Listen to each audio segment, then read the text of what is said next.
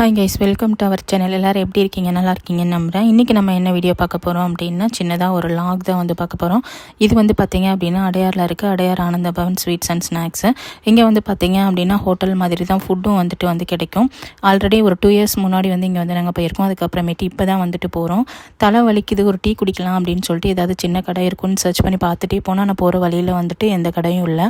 இந்த கடை தான் இருந்துச்சு. அதனால் இங்கே வந்துட்டு போயிட்டோம். இங்கே போனதும் பார்த்திங்க அப்படின்னா 2 டீ வந்து ஆர்டர் பண்ணிட்டோம்.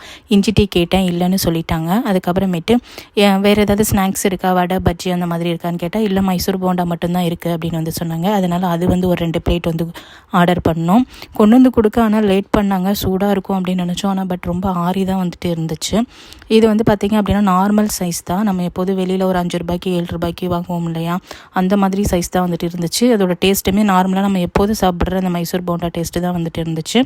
சட்னி சாம்பார் எப்போதுமே வெஜ் ஹோட்டலில் நல்லா தான் இருக்கும். அது வந்துட்டு நல்லா தான் இருந்துச்சு. இந்த டீயோட டேஸ்ட்டுமே பார்த்திங்க அப்படின்னா எனக்கு பர்சனலாக அவ்வளோக்கா வந்துட்டு பிடிக்கல. பட் பால்லாம் நல்லா திக்காக போட்டு வந்து கொடுத்துருந்தாங்க. நான் வந்து டீயில் எக்ஸ்ட்ரா கொஞ்சம் சுகர் ஆட் பண்ணுங்க அப்படின்னு வந்துட்டு சொல்லியிருந்தேன். அதனால் எனக்கு வந்துட்டு எக்ஸ்ட்ரா சுகர் ஆட் பண்ணியிருக்கேன் அப்படின்னு வந்து சொன்னாங்க. பட் டேஸ்ட் வந்து பார்த்திங்க அப்படின்னா நார்மலாக தான் வந்துட்டு இருந்துச்சு. சுகர் அதிகமாக இருந்த மாதிரி கூட எனக்கு தெரியலை. பட் ஓகே தான் டேஸ்ட்டு. சாப்பிட்டுட்டு நாங்கள் வந்துட்டு பில்லு பே பண்ணிவிட்டு கிளம்பிட்டோம். பில்லு வந்து பார்த்திங்க அப்படின்னா போண்டா வந்து ஒரு பிளேட்டு 50 ருபீஸு, டீ வந்து ஒரு டீ வந்து 40 ரூபா. டோட்டலாக பில் ஜிஎஸ்டி எல்லாமே சேர்த்து வந்து பார்த்திங்க அப்படின்னா 189 ரூபா, கிட்டத்தட்ட அரௌண்டாக 200 ரூபா கிட்டக்கு வந்து